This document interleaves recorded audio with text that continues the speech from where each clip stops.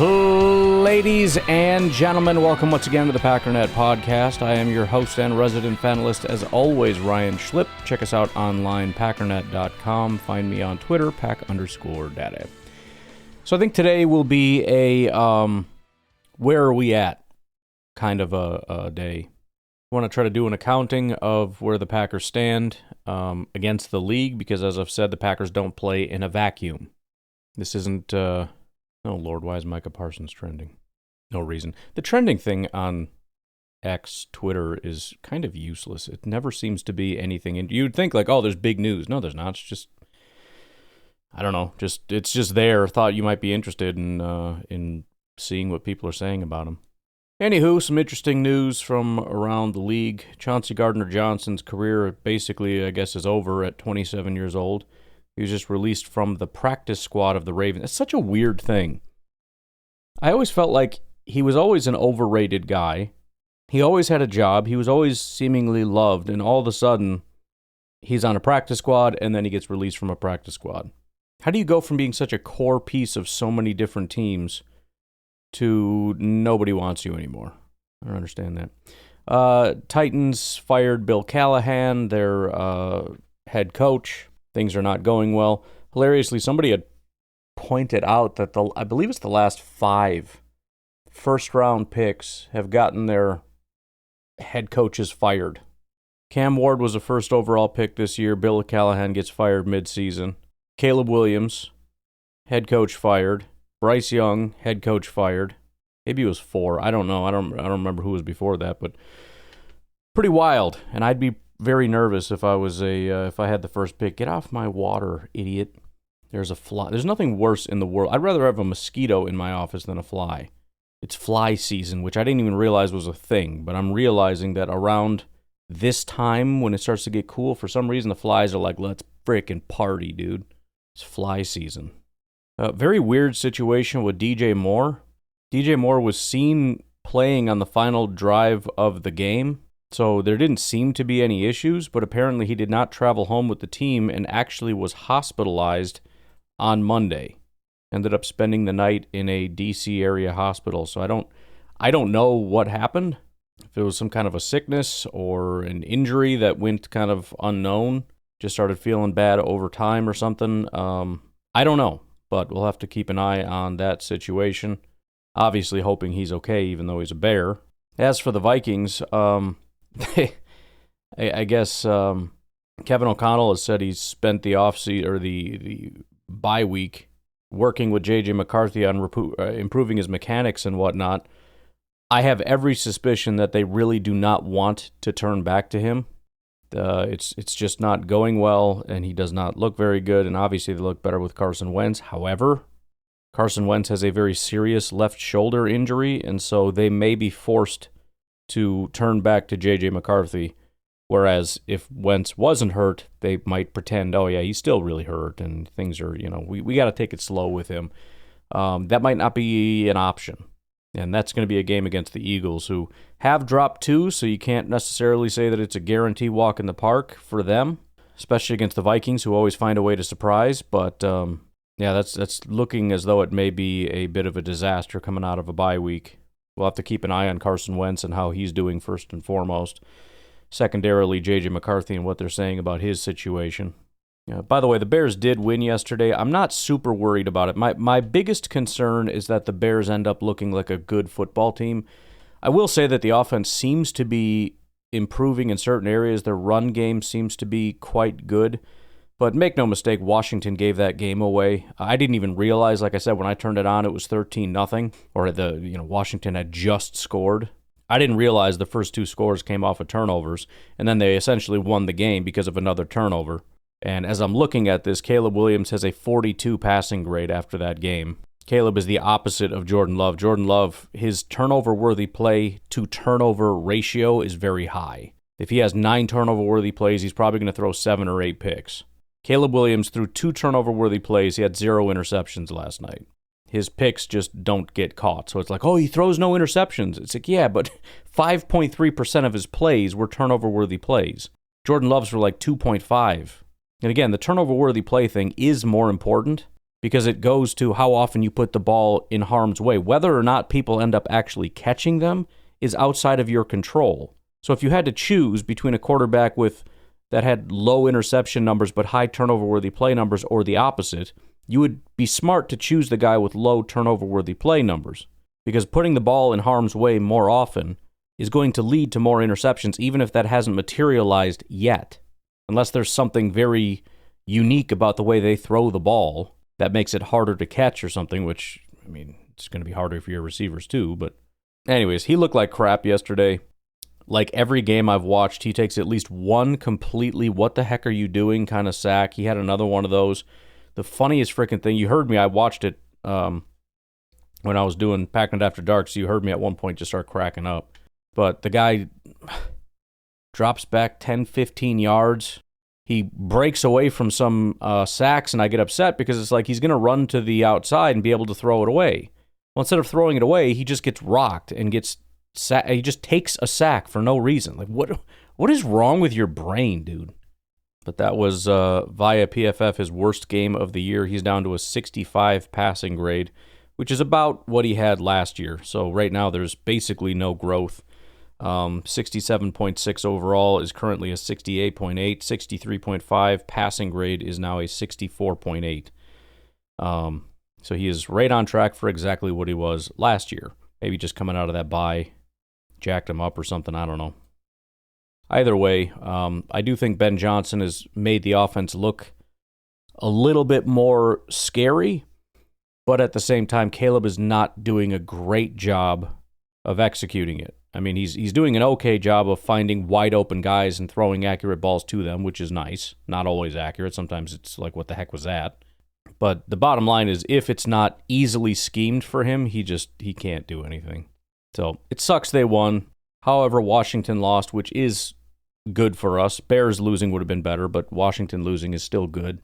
And the NFC North right now is, it's as far as 4 teams are concerned, it's about as tight as it's been that I can remember.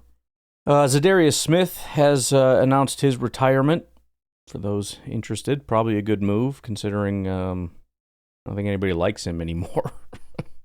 Never seen a player burn so many bridges in my life.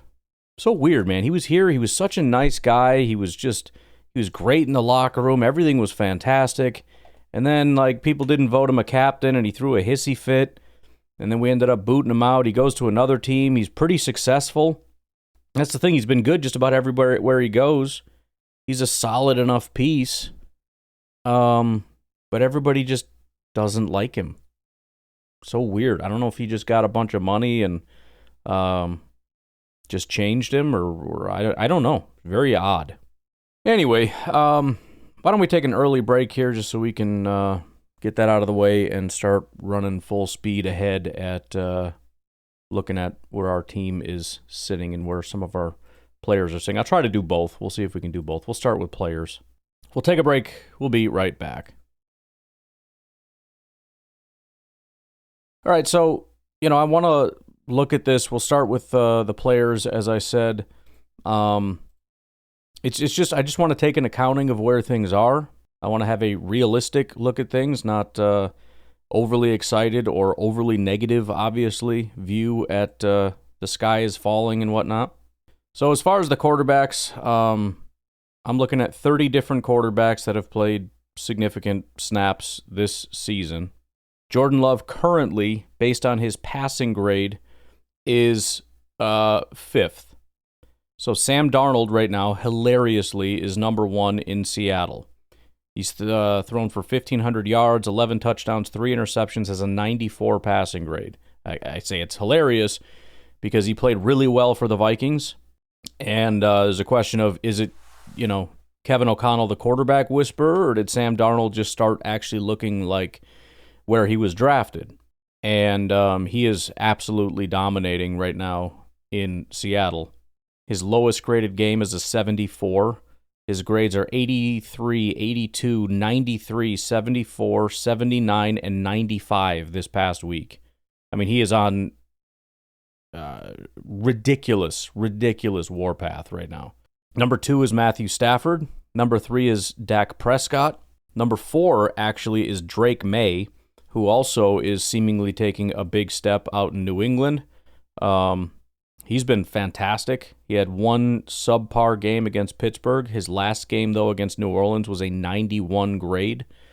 He's also thrown for 1,500 yards, 10 touchdowns, 2 interceptions so far. So Drake May, who was a number 3 overall selection in 2024, again, pretty hilarious when you look at, let's just do that real quick because I just love making fun of the Bears.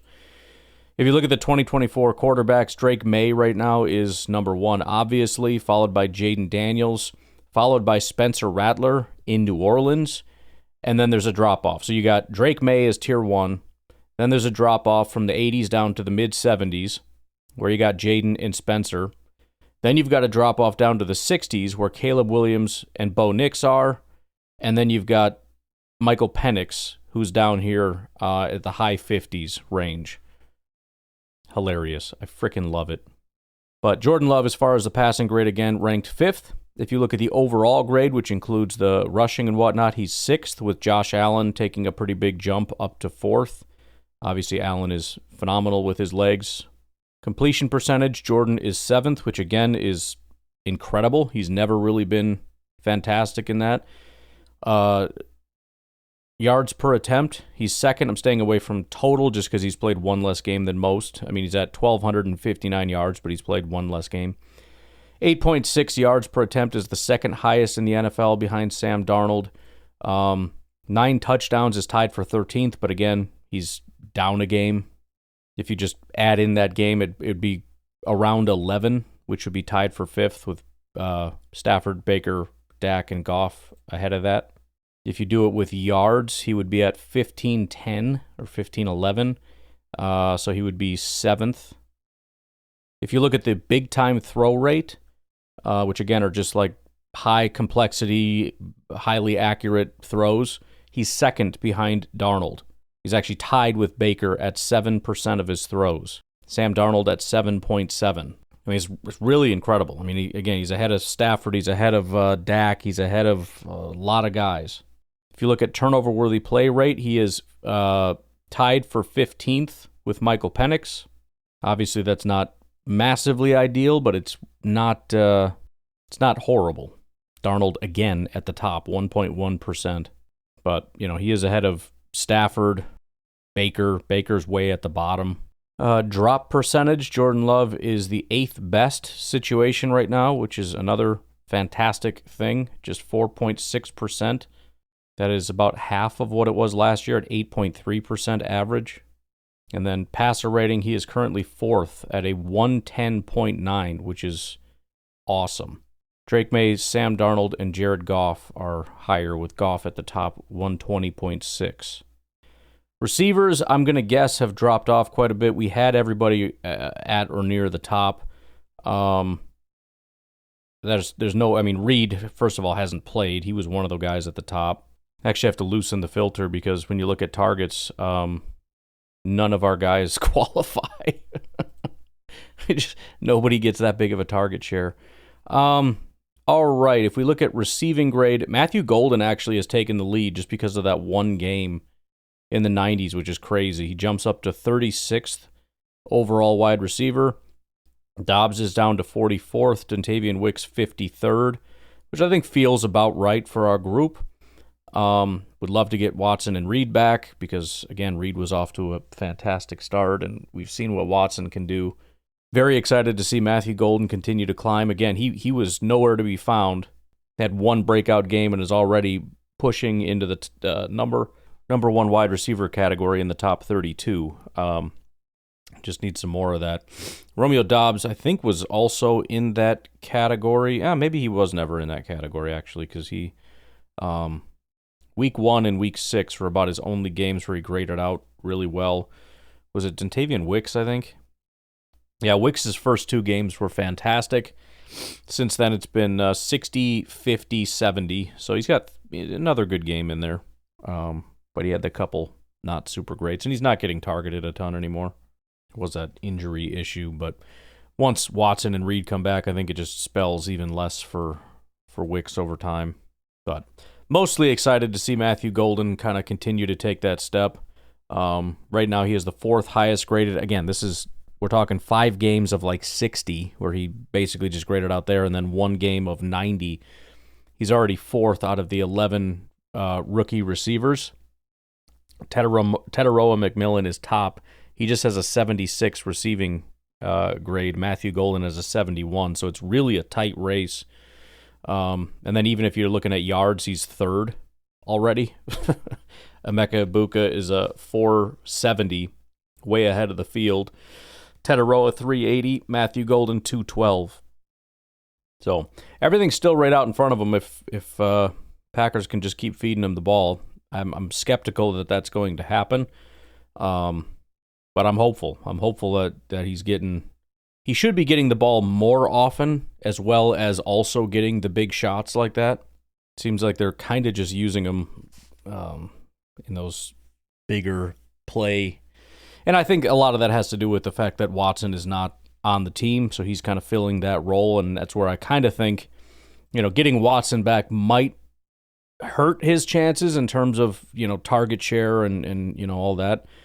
But at the same time, it may massively improve it, especially with read out. You throw him primarily in the slot and just, obviously he can still do deep routes and everything else, but he can be a more high target guy as opposed to just clearing out the field type of a speed receiver. And I really hope they just lean into that heavily. If you look at some of the other guys that are ahead of him in terms of receiving grade, Luther Burden is the next guy up in Chicago. But he's got 2 really good games and 3 bad games. Golden doesn't really have any bad games. Burden has a 50, a 40, and another 50. Egbuka kind of similar. He's got 2 good games, Jets and Seattle. 2 mediocre games, Atlanta and San Francisco, and then 2 games in the 50s, Philly and Houston. Teteroa is the only guy that's really consistent, and he's very consistent in the 70s, like 70, 70, 60, 70, 70, 70, basically, if we're rounding. So he's been very consistently good. He doesn't have any elite games yet, but if he adds some of those, he's going to absolutely explode. He's the one that if I had to bet on, this would be the guy that I would bet on, just because of how consistently good he's been. But again, obviously, I'm fingers crossed that Golden is going to start to see more consistency. If we look at rushing grades, Josh Jacobs continues to work his way up to the top. He is currently 6th overall. I know a lot of people would find that absurd, but again, I think PFF tries to at least do a good job of isolating the player, given their circumstances. It's very hard to do. Again, you look at Matthew Golden, for example. If he doesn't get thrown at ever, he might end up getting grades in the 60s or something, but he's not going to get a phenomenal grade because he's not able to do anything. But if Jordan throws him the ball and he can demonstrate what he can do, you're going to get better grades because you were given an opportunity to catch a difficult pass and you caught it. And so now you get really high grades where you can't if you don't get the opportunities. You know what I mean? It's going to be the same for Josh Jacobs. It's hard for you to break tackles in the open field if your offensive line doesn't let you get into the open field. That's going to end up always being an issue for any grading, whether it's PFF or anybody else trying to grade a game, because you can only grade what's happening. Even if you say, well, I'm not going to blame him because it was the offensive line's fault, fine, but you also can't give him a lot of credit for doing cool stuff if he doesn't get an opportunity to get going anywhere. But even still, despite that, he's got a 79.6, call it an 80 PFF grade, essentially tied with Bill in Washington and Omari in Hampton for the Chargers. Cam Scatabo, hilariously, is 3rd. Solid young group of running backs here. James Cook 2nd and Kenneth Walker number 1, but even Kenneth Walker's at an 85, so very, very close. If you're looking at overall grades, Josh Jacobs is tied with Cam Scatabo for number 2 with an 82.1 grade. Only Kenneth Walker is graded higher than Josh Jacobs as a running back. So all the more reason we need to get this freaking offensive line going. And you can see it. Anybody that doubts Josh Jacobs or whatever, he's taking a step back. I think most Packer fans are pro Josh Jacobs. Maybe some slight concern here or there. But really all you have to do is say, go find any time the offensive line even did a little bit of run blocking. Josh Jacobs tears it up. He's phenomenal. He just needs to be given an opportunity. And obviously it's frustrating when there is no opportunity and he doesn't look great for obvious reasons. And there are even times when it gets to be frustrating where it's like, man, I wish you would just go north and south, but you're trying to make things happen. But again, these are issues that arise because the offensive line is just not doing its job. Whenever the offensive line does its job, we all love Josh Jacobs, and for good reason. And I think that is reflected in this grade. So we've got ourselves a solid running back. We got to help the freaking guy. And then, unfortunately, we have to look at offensive line. This is usually one of the best aspects of our team, but I don't think that's going to necessarily be the case. Hilariously, if we just isolate the tackles, we have one top 10 tackle, and I'll give you $10 if you can tell me who it is. Time's up. It's Darian Kennard. It is not Zach Tom. Zach Tom is actually ranked 21st. He's only got 91 snaps so far, which is, like a third of what a lot of other guys have. Penei Sewell has almost 400. Zach Tom doesn't even have 100 yet. He's also fighting through injury and all that crap, but I'm not worried about Zach Tom. He'll be fine, but right now he ranks 21st, 72 pass blocking, 67 run blocking grade. He's essentially only played one full game this season. Against Detroit, he played about a half a season. He played the one snap week 3, and then week 6 he came back, played injured and played well, graded both in the 70s. So, again, not worried about it, but we need that freaking guy back. I mean, it's a big deal. I think it made a big deal having him back at right tackle for our offensive line. Otherwise, we got Rasheed Walker. He's down at 48th. It's been a rough year for him. He's not playing up to his standard. His first 2 years, his pass blocking grades were 75 and 80. It's currently a 58. So, I mean, if his job this year is to make sure Jordan Morgan doesn't steal his job, he's doing a terrible job. If his job was to make sure he got some kind of a massive contract and locked up his position as the Packers' left tackle, this has been a massive failure so far. He's had 2 games where he's graded out as a pass blocker in the 70s, and they're both low 70s. Mixed with 2 60s, and against Cleveland, a 15.7 grade. So I don't know if they've made some changes. I don't know if it's because of the changes and the injuries and everything else. He's got Banks next to him now. Elton's not there anymore. I mean, next to him, I don't know. But this is a massive fall off for Rasheed Walker, and he needs to bounce back, like freaking big time. His run blocking is up to a 60, though, so I guess we can be happy about that, but it's not good enough. And, I'm relatively confident once we can get this stabilized, Rasheed will at least get back to what he was, and we can have a conversation from there how we handle this offensive line. But I can tell you comfortably, if he continues on this pace, I will be asking for Rasheed to lose his job as the left tackle and be given to Jordan Morgan. Whether we let him walk out the door or can keep him as a backup, I don't know. I'd like to keep him if we can, but if somebody's determined to make him their starter, then I guess it's time for him to go. But until then, I hope he can step up a little bit. At guard, we only have this is hilarious. We only have one guard that has played enough to actually make the list of the... actually, that's not true. Oh, this is terrible. Good Lord. Oh, I hate everything. Okay, so, looking at just overall, there are 3 Packers that have played and are listed as guards. Sean Ryan, Jordan Morgan, and Aaron Banks.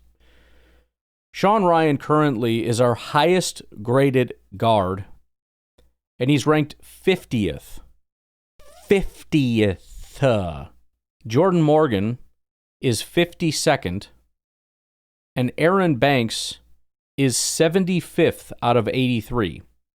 He is one of the lowest graded guards, probably offensive linemen, in the entire NFL with a 43 grade, 41 run blocking, and 49 pass blocking grades. The best pass blocker of the group is Jordan Morgan with a 56 grade. Sean Ryan is only where he is because he has a 61 run blocking grade, which again is so stupid to me that is weighted so heavily. Sean Ryan has a 40 pass blocking grade. As far as I'm concerned, if you have a 40 pass blocking grade and your run blocking grade is dead average, you have like a 45 overall grade. How do you get a 55 grade? It doesn't even make sense to me. But Jordan Morgan, as far as I'm concerned, is our best guard based on being slightly below average run blocking, slightly below average pass blocking. The good news, though, is he's had 2 terrible outings in terms of week 2 and week 3. Week 2, he had a 33 run blocking grade, although it was a 70 pass blocking. Week 3 against Cleveland, when everybody was terrible, he had a 22 pass blocking grade. Outside of that, his pass blocking has been 67, 72, 75, and 66. That's not great. That's not even really good, but it's at least acceptable for the time being, especially for Jordan Morgan, who has played already this season 3 different positions. He has 191 snaps at left guard, 64 at right guard, and 30 at right tackle. If you're going to make him the right guard, put him there and frickin' leave him there, please, please, please. Even this last week, we're like, okay, Jordan Morgan's our right guard. Well, they slipped Sean Ryan in there for 12 plays. Why? Why are you doing that? Stop doing that. Give the guy a job and let him do that job. His one really bad pass blocking game, by the way, 30 snaps at right tackle. Maybe that had something to do with it. Again, it was the week that everybody was terrible, but maybe we just shouldn't put him at right tackle anymore. Something to think about. But yeah, the guard situation is appalling, and the Aaron Banks thing is a terrible signing. It's a freaking disgrace. He's never been this bad, but he's never been good ever. I don't understand why we did this. The guy, his best year ever was 2024, 65 overall, 69 run blocking, 60 pass blocking. What the hell is the point of that? Oh, he's a big, strong guy. He's going to change our, we're going to be physical. He's not good at it. Stupid. Finally, at center, Elton Jenkins he ranks 22nd overall. He's got a 59 run blocking and a 70 pass blocking. He's actually 7th in terms of pass blocking, which, again, is so stupid that that's not weighted so much heavier. 7th best pass blocker and an average run blocker should not be ranked so low. Also, again, I think he is improving as far as the pass blocking. He's had 3 elite games and 2 terrible games. And the 2 terrible games were weeks 1 and 3. Week 1 being his first outing, and then week 3 being when everybody was terrible. Outside of that, it's 85, 85, 85. So I think he's starting to come into his own as a center. So I'm excited about that. I'm hoping that Morgan can lock down that right guard spot better than Sean Ryan has, which so far he has. I'm hopeful that we can keep our right tackle. I'm hopeful that Rashid can slowly start getting back to what he's been. I don't have really hardly any faith in Aaron Banks at left guard, although I do expect him or hope for him to get at least back to as bad as he was in San Francisco and not significantly worse than that. That would be great if he could just pull that off. And if we can have that, if we can stabilize there, which I don't know because they can't seem to figure out how to make up their mind with what to do with Jordan Morgan, so they'll probably put Sean Ryan back. And Zach Tom, they hurt, so he's probably going to be out again. And Aaron Banks can't stay healthy, and so, I mean, it's just freaking whatever. But I'm hopeful that at some point we'll have a relatively healthy 5 offensive linemen that can start to work together and things will improve in that regard. All right, let's take a break. We'll rip through some of the defense. Probably won't have time to get to some of the team stats. We can save that for tomorrow. Not a big deal. Might not leave us any time for a game review, but maybe. We'll see. Because if we do this and then the stats thing tomorrow, it's Wednesday for me, Thursday for you. Yeah, we got to get started on looking at our upcoming opponent. We'll see. You never know. All right, let's take a break. We'll be right back. Alrighty, let's take a look at the defense here. Micah Parsons remains exactly where he has been. He is the 2nd highest graded defensive player in the NFL behind only Fred Warner.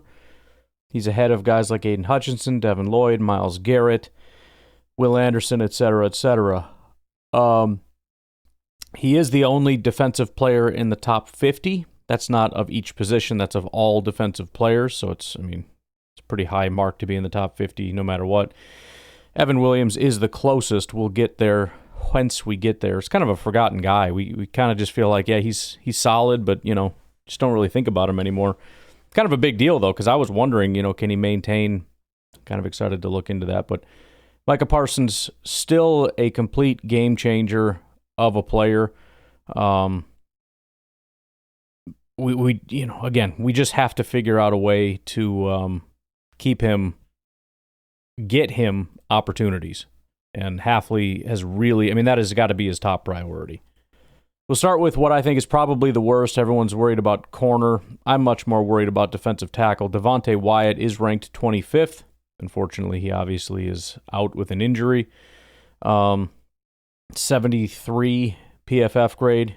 We'll look at pass rush more specifically in a minute, but the top currently available guy is Colby Wooden.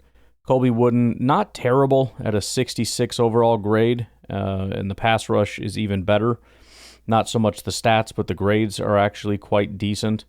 He also, you could argue, has taken a bit of a step here. So Colby Wooden, his first 2 years was graded in the 50s. Right now he's in the 60s, and also 2 of his last 3 games have been in the 70s. Granted, sandwiched in between that is Dallas, where he was in the 40s. It was his worst game, but again, with a couple of these guys, yeah, there's some bad games sandwiched in, but when you see like 60-60 to start for a guy that is historically in the 50s, first of all, his overall is better. Second of all, 2 of his last 3 games have actually been quite good. His tackling grade has been around the 70s for 4 straight weeks. He had his first good run defense grade this past week. His pass rush has been pretty solid almost every week, with the only kind of exception being this past week against Cincinnati. So there is a little bit of year 3 growth here from the 4th round pick, Colby Wooden. We'll see, something to keep an eye on, I suppose. The next highest, unfortunately, is Carl Brooks, who's not even in the top 100 among defensive tackles. He's at 107. With a 52 overall grade, 6th round pick, not doing great. I think we talked about him yesterday a little bit, but he's actually gotten worse every single year. His rookie year was a 70, so there's a lot of excitement. There was a lot of excitement about Brooks and Wooden to begin with, but Brooks, was like, oh man, he's so good. He started with a 70, then a 60, and right now he's at a 50. It's almost about 10 points per drop, not quite, but it's pretty bad. His run defense is a 49. Tackling is a 44. Pass rush is a 59.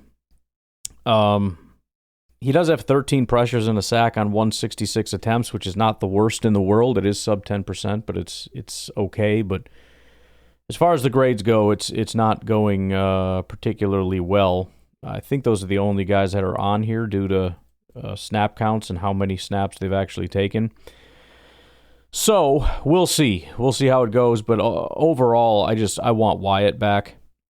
If we look at it in terms of run defense, how our guys stack up, our top is Colby Wooden, who's 69th, followed by Wyatt, who's 82nd, followed by Brooks, who's 96th.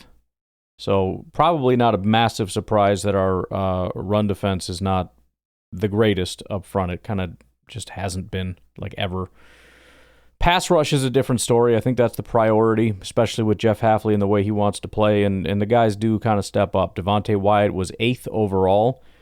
Let's see what his rate is here. 13 pressures, 105 attempts. So he's at 12.4%, which is solid, and I think he has even more potential than that. He did do better than that earlier, kind of maybe had a bad game mixed in. But take that with the 2 sacks. Pretty solid. And then you have Colby Wooden, who's 36th with a 70 pass rush grade. Again, the stats are not there, but we have 2 close to top 32 guys. We'll see if Colby Wooden can kind of keep that up and hopefully get a little production out of it. If the pass rush is there, presumably that means he's winning his one-on-ones, but just not in any way getting to the quarterback. I don't know if it's a speed thing, if he's winning too late. I don't know, but it's something to kind of spurs my attention. Then Carl Brooks is 81st as far as pass rush. So, again, that is definitely an area where we are better, but still could use a little bit more, especially in the run defense department. Moving over to the edge rushers, we already talked about Micah, who is overall number 1 edge in football. Very close to Aiden, who I think he must have taken a big jump, because I don't think Aiden Hutchinson was anywhere near. Let's take a look here. He had 3 games in the 90s back to back to back, although Kansas City dropped to a 64, which I guess would keep him down a little bit. Hutchinson's a freak. There's no doubt about it. But Micah remains number 1 for one more week. Lucas Van Ness is ranked 33rd overall. He is, again, he's hurt, which is unfortunate, but you look at the stats, you look at he's like Micah Parsons light. And that's a weird way to say it because he's actually a bigger version of Micah. But the reason I say that is that he's good across the board. And Rashawn is, I guess, kind of that way too a little bit. But, I mean, his run defense grade is a 68. His pass rush is a 70. His coverage is a 72, even though he's only done that 8 times. He's just one of those guys that's just solid. He's not quite, obviously, on the Parsons tier where it's elite, but it's good, and it's getting better. That's the best part about Van Ness is, he had a 60 grade as a rookie year. Last year when everybody sucked, he was appallingly bad, 53 grade. That 53 is up to a 74. His run defense went from a 44 to a 68. Tackling from a 54 to a 78. Pass rush from a 64 to a 70. Coverage from a 68 to a 72. And even if we just look at the numbers here, last year he had 20 total pressures on the entire season on 256 attempts. So he had 7.8% pressure rate. He's already got 16 pressures on 104 attempts. He's at 15.4%. He's got 2 sacks already on the season. He had 4 all of last year. I know it wasn't a full season, but still, I mean, he had 458 snaps. He's never had more than, granted, he's not like one of the top guys, but 458 snaps is the most he's ever had. But he's currently at 162 and is already about to blow past his stats from last year. So, Micah Parsons has made it his own personal project to make this guy solid and has talked him up a ton. He had a great offseason. We need him back healthy. We need him on the field more. Right now, he's outperforming Rashawn Gary, which I'm fine with. I would love for Rashawn to not fall. You know what I mean? Rashawn is he's playing some good ball. I know it's discouraging with all the stuff that's going on. PFF has never really liked Rashawn, which is so weird. Even when his stats are really high, they very rarely give him very good grades. So I'd love to know the discrepancy there. He's doing okay. If you look at his, everybody's excited because he has his 4 sacks and everything, which I'm not as interested in. He's got 11 pressures and 4 sacks 11% pressure rate and 4 sacks. So I'm a little bit more concerned about the pressure rate. But again, it's hard to get pressures. And the fact that he even had 4 pressures in this game, despite how quickly the ball gets out, I think he's playing good football. I think he's winning. I think if you can get quarterbacks to hold the ball longer, these guys are going to feast, as we saw. I mean, week 1, 5 pressures and a sack. Week 2, 4 pressures and a sack. Week 3, 4 pressures and 2 sacks. Then you got Dallas doing the dink and dunk bull crap. He had 0 pressures. Cincinnati doing the dink and dunk bull crap. He had somehow magically 4 pressures, but still has no sacks in the last 2 weeks. He can't get there in time. Nobody can. Van Ness is the only guy that was able to get there. But I think these boys are winning, man. I really do, and we'll look at that in a minute here. If we look at just run defense, obviously this is not where we're going to excel, but it's not bad. Rashawn Gary is actually ranked 12th in run defense. He's not just adequate. It's not like, I kind of like him because he's whatever. I mean, he's good at it. Granted, pass rushers are generally going to be more pass rush than run defense. Even like the number 1 guy is Myles Garrett. Garrett has a 92 pass rush, 86 run defense. So, I mean, he's still a better pass rusher. But still, Rashawn Gary he's solid. Van Ness, 33rd in run defense. So he's 33rd overall, 33rd in run defense. I mean, he's solid. Micah, 49th. So we got 3 top 50 guys, 65 run defense grade. He's not bad at it. Kingsley is 78th. He's quite a ways down. In terms of pass rush, Micah Parsons is second behind Aiden Hutchinson as a pass rush grade. 93 compared to 92.8, so it's very close, but he is the second highest graded. Then you've got Lucas Van Ness. They have 42nd with a 70 grade, and Kingsley actually with a 66.9, followed by Rashawn 73rd, 61.5. I don't understand. I'm happy with how he's doing as a pass rusher. So I don't know what he does that pisses them off so much. They just don't like him. his style of pass rush or whatever is not conducive. I almost wonder if it's because he's so much, he wants to attack with like the bull rush. He's a pusher. Whereas, for example, Micah Parsons gets past guys. All those times he's getting hooked around the neck. I mean, that's like every single time. That's probably them going, ooh, he got past the guy. Whereas Rashawn pushes into somebody, and then the ball comes out, and it's like, well, the tackle won. Well, yeah, the tackle won. If Rashawn was given another second and a half, he pushes that guy straight back into the quarterback. I'm just speculating. I don't really know. But it's always weird to me how Rashawn, even when he has really good stats and everything, they're just like, nah, he's got like a 69 pass rush grade. Okay. I guess if that's what you think, then that's what we'll go with. Looking at some of the productivity metrics, pass rush productivity for the Packers, Micah is 15th, tied with Joey Bosa. Lucas is 24th, so he's even higher there. Then we got to go a little bit of a ways down. What do we got? I had to expand that a little bit. So Rashawn is 50th at 7.3. Kingsley is 100th. If we look at win rate, how often you just beat the guy across from you. Micah is 5th, 24.5%. Lucas Van Ness is 34th, 15.3%. Kingsley, 13.5%. Rashawn, 12.6%. And again, that's kind of where I wonder about that whole winning thing, how they measure that. If we look at the true pass sets, pass rush grades, Micah Parsons is 2nd. Rashawn is 43rd, so he is getting beat up by double teams quite a bit. His grade goes from a 62 to a 71. I'm guessing that's a big part of it.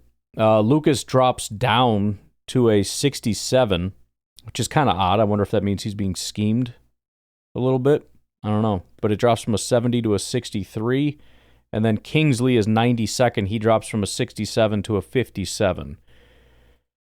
Pass rush productivity, looking at true pass sets, Micah 16th, Rashawn 42nd, Lucas 45th, and then win rate, Micah 8th, Rashawn 20th. So again, you give Rashawn a one-on-one, he's the 20th best at beating the guy. So I don't know. It's a weird thing. Lucas Van Ness 59th. All right. Let's get back to looking at our defense. We'll move on to the linebackers here. Obviously not exactly where we want it to be, not quite as good as last year, but Edgerrin's still hanging in there and I think improving, despite maybe a little bit of a slow start with a couple iffy games mixed in between.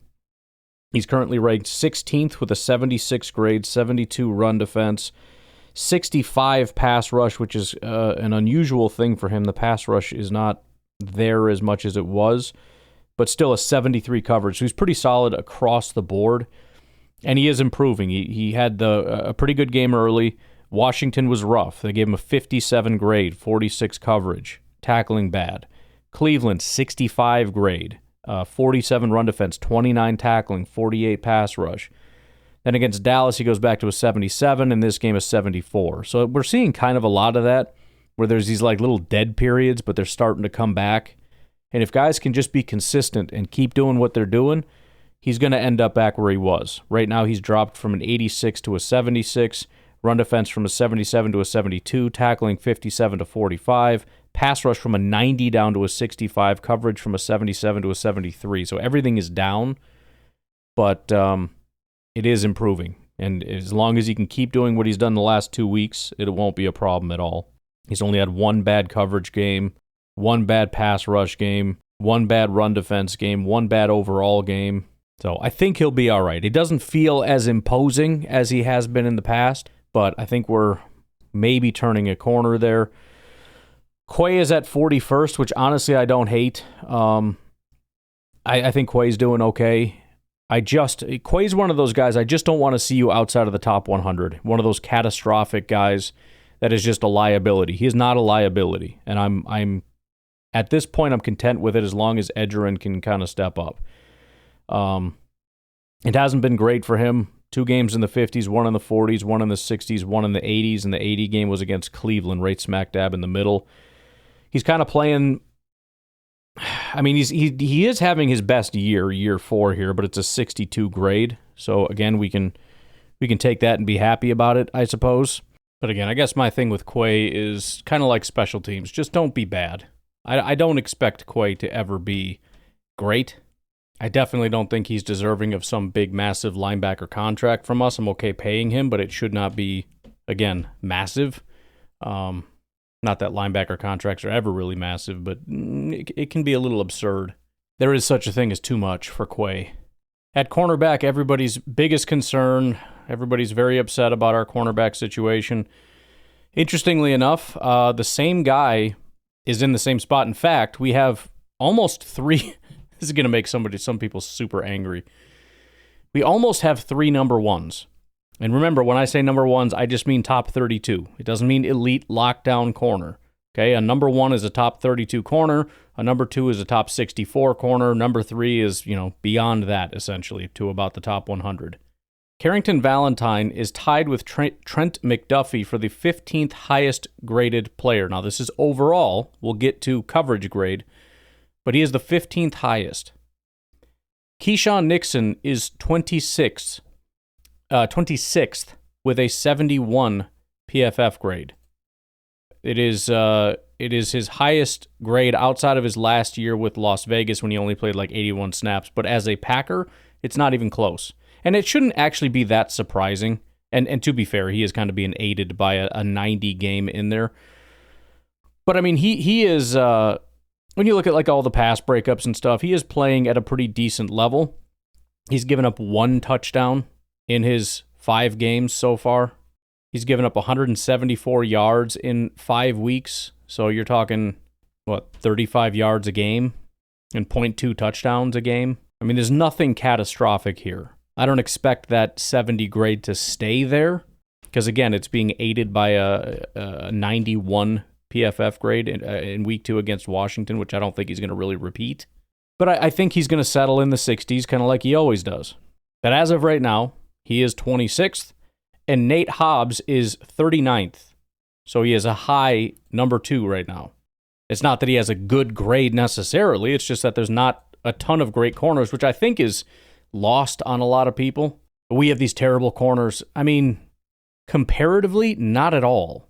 Not even a little bit. So we have right now 70, 70, 60. Let's just call it for our corners. Even if you called it 60, 60, 60, you've got 3 number 2s. Let's look around the league a little bit. Okay, let's just do this for fun.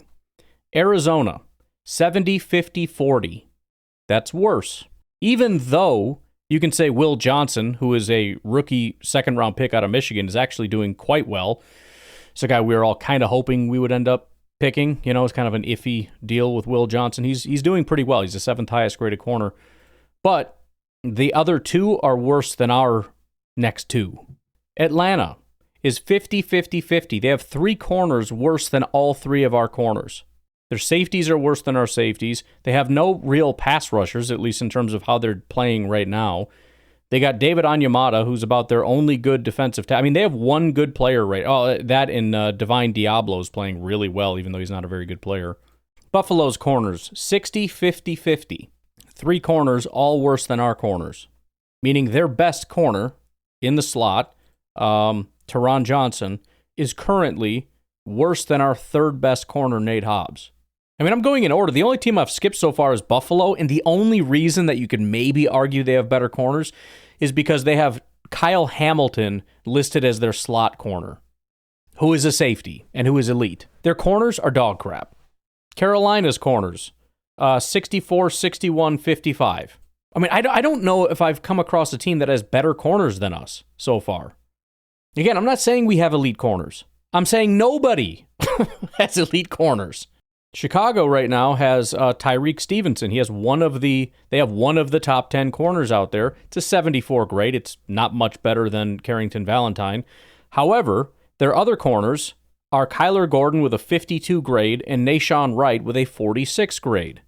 So I'm not going to go through every single one, but this is why I look at the situation as a schematic problem more so than a talent problem. So many Packer fans came into this with the impression that we have just the worst corners in the NFL, and we're just waiting for something like this to happen so that they can just say, see, we have the worst corners in the NFL. And what I'm saying is That's incorrect. We don't have the worst corners in the NFL. We don't have any lockdown corners. That's true. But they are not so bad that this should be happening, because it shouldn't be happening. And our defensive coordinator has to figure that out. So, again, I don't believe we have elite corners. I am pleasantly surprised with Carrington, who has continued what he's done. His opportunities have been limited, unfortunately, because he has consistently been our top corner. He's given up 99 yards in 5 weeks, again, with some less opportunities. But it's even better when you look at it from the standpoint of he gave up 74 yards against Dallas. Otherwise, it's been 13, 7, 0, and 7. I forget this guy even exists sometimes.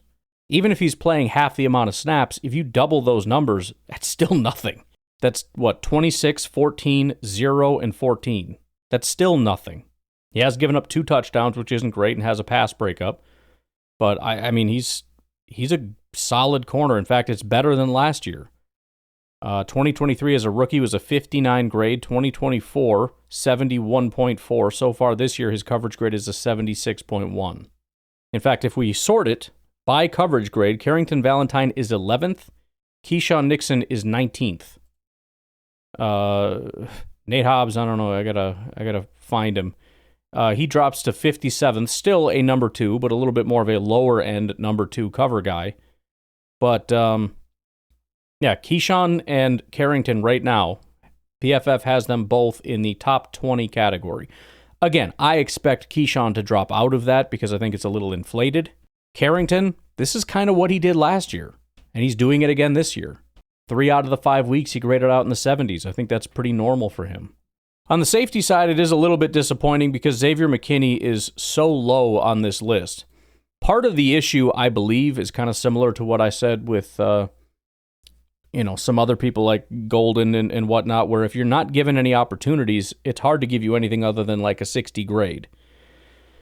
Nothing has happened. He has given up 85 yards. So he's playing almost 70 snaps a game. He's given up 85 yards, 0 touchdowns, a pick, and a pass breakup, 69.3 PFF grade. But he just doesn't exist on the field because every single play is a dink and dunk play. What do you give a guy? What would Xavier McKinney's grade be on a play where you throw on a quick little curl and he's 20 yards deep? You get a 60 on that because you're irrelevant on that play. So Xavier McKinney is, he went from a 90 to a 90 to now a 60 as far as his coverage grade. He went from an 87 to an 85 to a 62. Now, again, I don't think anything bad is happening. He's if we look at the last 3 weeks, it was 70, 61, 66. So he's at least above average every single week. But with no opportunity to do anything. I mean, he has 2 missed tackles in 5 weeks, so he's not doing anything wrong there. Along with his 17 tackles and 11 assisted tackles, 6.7 missed tackle rate. He doesn't have any stops because he's not close to the line of scrimmage at all. That's more Evan Williams roaming the line of scrimmage. So, he has nothing to do all day because nobody will challenge us deep down the field because they're terrified of Micah Parsons. It's the bottom line. Xavier McKinney is, I don't want to say he's useless, but he's another reason why. Why would I challenge that? Why would we shoot deep down the field where one of their best players, the best player on their team is a pass rusher, maybe the next best player on the team is their deep safety? What is the benefit of taking these deep shots when we can dink and dunk down the field? Which is why it's a freaking crime that they can't figure out how to force them. Bring everybody up. I don't give a crap. At least force them to try. It's such a weird thing that we just can't figure that out. And I don't know, whatever. It's annoying because I know how good McKinney is. We all know how good McKinney is, but he just does not exist on the football field at all. On the flip side, though, one of the more underrated storylines here for the Packers is Evan Williams. And again, I was a little concerned because when I looked at 2024, Evan Williams had a 72 grade. And we all loved Evan Williams. But we loved Evan Williams because he popped off for a 3-game stretch. And then he didn't do anything bad for us to feel like anything had changed. But it was like 50, 60, 80, 80, 90. And that was like, oh, Evan Williams, we got a steal. We got a stud. And then it was 50, 50, 50, 70, 40, 50, 50, 60. Granted, it was like 58, so it's basically a 60, but it wasn't good. And so I was like, I don't know if I really trust that he's going to fire back. So far this year, 90, 70, 40, 70, 70. A little bit of rounding there, but it's 90, 68, 45, 69, 76. So it's elite, good, bad, good, good. He's already had basically more good games or as many good games this year as he had all of last year, and it's been 5 weeks. Evan Williams is playing at an incredibly high level right now, which is freaking awesome. And he's probably getting a lot more opportunities because he's playing up on the line of scrimmage, at least seemingly, because he's got 22 tackles, 7 assists. He does have 4 missed tackles, but he has 8 stops. So he's making plays, and we've seen that. We've seen him making plays at or around the line of scrimmage, whereas McKinney, you just don't see that. And I'm assuming that's by design. He needs to stay back. If they're going to spin somebody down or something, that's going to be probably Evan. But yeah, overall, 8th highest graded safety. He is the 17th highest graded run defender, which is actually surprising because that's his best category. It's an 80.3, but I guess there's just some real studs. Some of them suck as safeties overall, but they're just really good at run defense. Like the guy at the top is Lathan Ronson, 51 grade, but a 92 run defense grade. Some of these guys are just like fast linebackers or something. You know, they're great tacklers, but they can't cover to save their freaking lives. Xavier McKinney is 41st with a 71 grade. So again, good grade, but not good enough. And then tackling, Xavier McKinney is actually higher. He's 20th with a 77 grade. Evan Williams, 63 grade. He ranks, 42nd or something. Pass rush, they don't really blitz the safeties at all, so it doesn't really matter. Both of them are subpar in the high 50s, but 2 attempts each, so it's not really a thing that we do. And then in coverage, Evan Williams ranks 14th. So he's higher overall, but that's because he's more balanced. Some guys are, like Kyle Hamilton is the highest graded cover guy, one of the highest graded overall, 89 coverage, but he has a 53 run defense. Evan Williams is good because he's good in both, which is a little bit more rare. You got Nick Emanwari, Brian Branch, who's suspended, by the way, which is hilarious for a game. I don't think I mentioned that. I forgot. Brian Cook, Minka Fitzpatrick, Quentin Lake, and then Evan Williams. As far as the guys that are above him that are good in both categories, is not that many. It's kind of like with Zach Tom, where he might not be the top guy in any one category. He's probably top 5, top 3, usually, not this year. But he's one of the few that is good in both run blocking and pass blocking, which makes him incredibly valuable. So, all right, that is essentially a summary of where we stand so far. We'll see how these things end, just like what I say with the team, where you don't know what's going to happen next week. We don't know what's going to, somebody could pop off, somebody could fall off. You never really know. But that is the team that you root for. That is the players. That is what they've done through 5 weeks. I say stuff like, what's his name? Keyshawn is not going to be able to maintain that, and he probably won't, but he might. Who knows? Who knows? Evan Williams might be garbage later, and Xavier McKinney might pop off or whatever. It's all going to depend. Things are going to change drastically, hopefully, if we can ever figure out this freaking quick pass garbage. So be excited. It's been good. Things are going great. Might not feel like it, but again, we don't play football in a vacuum. We're not competing with what the 2024 or the 2021 or the 2020 or 2011 or 2016 Packers looked like. Competing with the rest of the 2025 NFL, and the rest of the 2025 NFL is in a complete flux. It doesn't make any sense. So everybody's kind of got to sort their stuff out, Packers included. We'll see how she goes. I'm going to get out of here. You all have a good rest of your day, your night, whatever, and I will talk to you tonight, tomorrow, whatever. Have a good one. Goodbye.